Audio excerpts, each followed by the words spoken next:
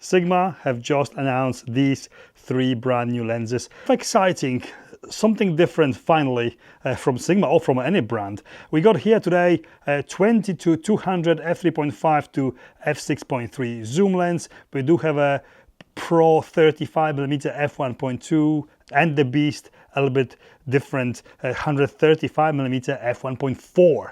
Today I'm going to talk about all 3 of them.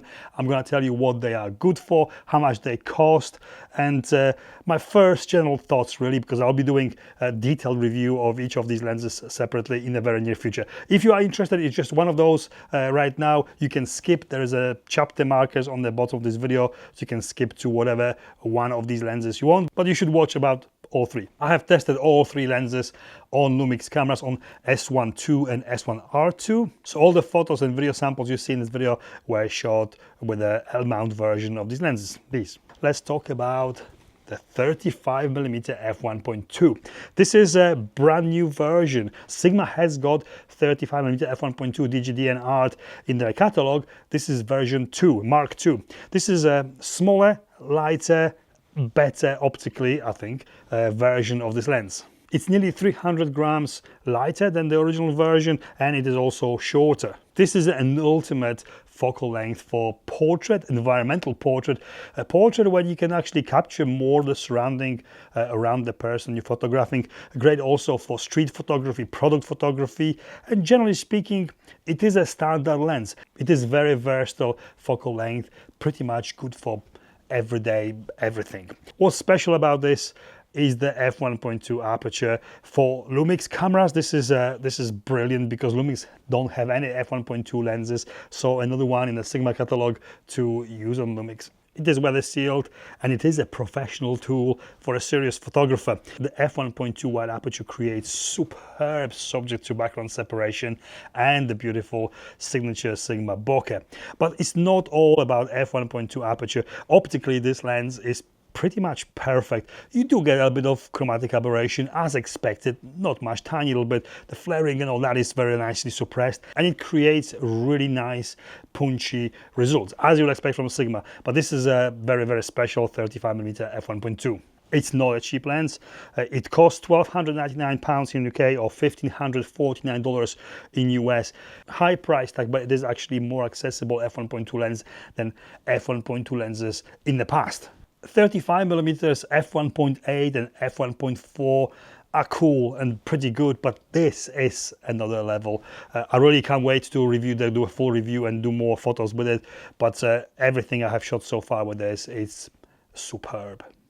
Okay, let's go to the next one. Next in the focal range is the Zoom 20-200mm f3.5 to f6.3 DG Contemporary. This is not a new concept because there is some lenses like this available, but nothing this wide angle. Usually these ultra zooms start from 24 or 28. This is starting from 20mm, so ultra wide angle to a telephoto. It extends quite a bit. This is a long lens. Kind of looks odd, but you know what? It's very practical. Lens like this covers pretty much every possible shooting scenario.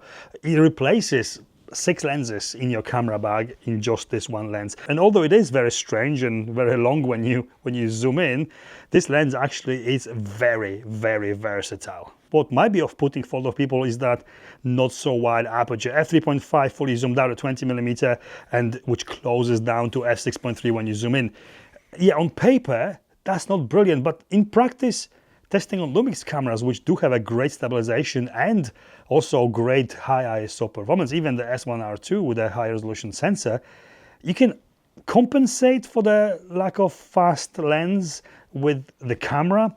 And I am really surprised with this lens. It has really, really surprised me because I knew it was going to be good. It's Sigma, but I didn't expect it to be this good. The images you get with it are very, very nice. And when you zoom in fully and you get close to your subject, you do get an almost macro-like performance, and you get superb blurred background, the subject to background separation. Because it is a zoom lens, you get a zoom compression. Pretty light, 550 gram, definitely a perfect travel lens.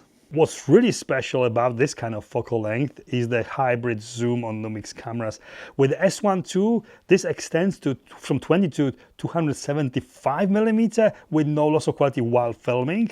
And with a camera like S1RII, you get whopping 20 to 419mm zoom in one lens without loss of any quality. That makes this lens very special. Price-wise, this is £799 here in UK or $999 in US.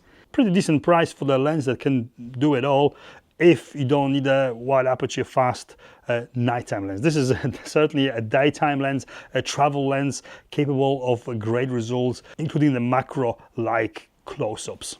Really cool, and I'm sure I'll be taking it somewhere while I'm traveling to test it properly very soon. And the last one is the big boy, the 135mm f1.4 DGDN art.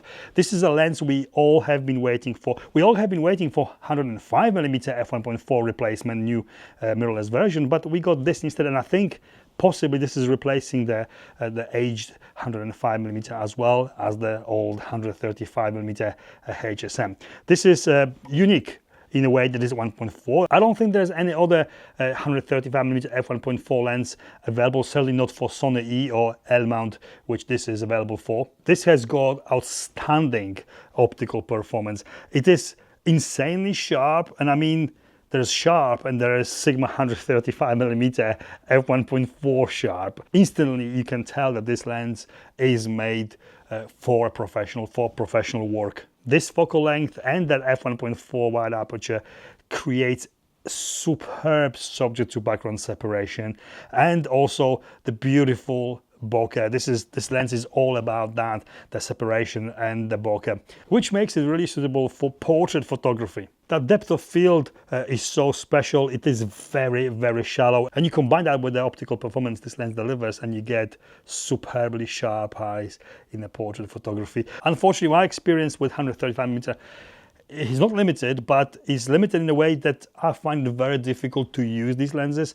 If you shoot portrait, kind of waist up, shoulder, head and shoulder, it's actually okay if you're outdoors or you got a big space to step back. But anything wider, full silhouette, full body portrait or cars or anything else, it's kind of limiting, because I always find myself too close to my subject and I need more space and I have to keep moving back.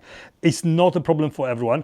This is definitely a portrait lens and you can deliver incredible results for portrait photography, but not only. A lot of people asking for lenses like this for 135, 85mm f1.2 or 135mm f1.4, and Sigma have listened and they delivered. But because how it works and the physics, it had to be this big. This is a very heavy lens. This is 1.4 kilo. So you know you're holding it in your hand, you know you got it on your camera. Also the filter thread is 105mm, so you do need specialist expensive filters to put on that lens. Lumix don't have 135mm in their catalog, so this lens really makes S1R2 or S1II or any other Lumix camera right now a proper photography portrait beast.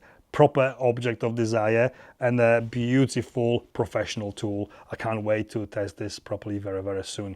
Price wise, very expensive as you would expect for the lens like this. It costs here in UK £1,650 or $1,899 in US.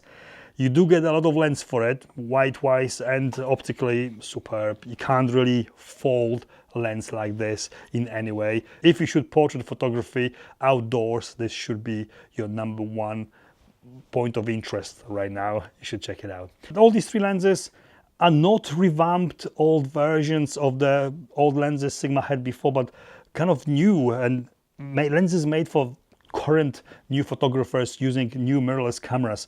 Very exciting. The 35 and the 135mm are pretty much optically perfect, but what has really surprised me is that 20 to 200 zoom. Very cool, travel, practical, one lens for everything. So thank you for watching this very short overview. The full reviews will be coming very soon when I get time to go out with each of those lenses properly and test them properly in the field, in the real world situations. Let me know in the comments below which one of these lenses would be a perfect lens for you and why. Subscribe if you want to, leave me a like, and I'll see you in the next one. Thank you very much.